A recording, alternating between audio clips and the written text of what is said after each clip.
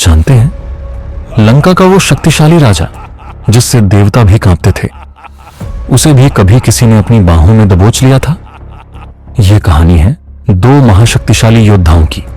एक ओर थे लंका के स्वामी रावण और दूसरी ओर वानरराज बाली। उस समय रावण अपने पराक्रम के चरम पर था।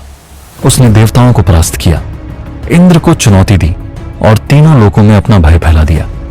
उसके मन में अहंकार ज्वालामुखी की तरह धधक रहा था। वह सोचता था, मुझसे बड़ा योद्धा इस सृष्टि में कोई नहीं। एक दिन उसे पता चला कि किष्किंधा का राजा बाली असाधारण शक्ति का धनी है। कहा जाता था कि जो भी उससे युद्ध करता, उसकी आधी शक्ति स्वतः बाली में समा जाती। यह सुनते ही रावण के भीतर का अहंकार जाग उठा। उसने निश्चय किया, मैं उस वानर को परास्त करके ही लौटूंगा। रावण आ पहुंचा किष्किंधा। उसने देखा बाली समुद्र तट पर संध्या वंदन कर रहे थे, शांत, स्थिर, आंखें बंद। रावण ने इसे अवसर समझा। बिना चेतावनी पीछे से उसने बाली पर आक्रमण करने की कोशिश की, लेकिन अगले ही क्षण कुछ ऐसा हुआ जिसकी उसने कल्पना भी नहीं की थी। बाली ने बिना पीछे देखे ही उसे पकड़ लिया, मानो उन्हें पहले से सब पता हो। एक ही झटके में उन्होंने रावण को अपनी बाहों में दबोच लिया।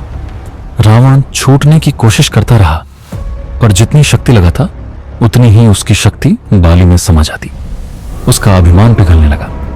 कहा जाता है बाली ने रावण को अपनी बगल में दबाए दबाए ही पूरे आकाश का भ्रमण किया। समुद्रों के ऊपर से, पर्वतों के ऊपर से रावण पहली बार असहाय था। उसकी सांसें भारी हो गईं।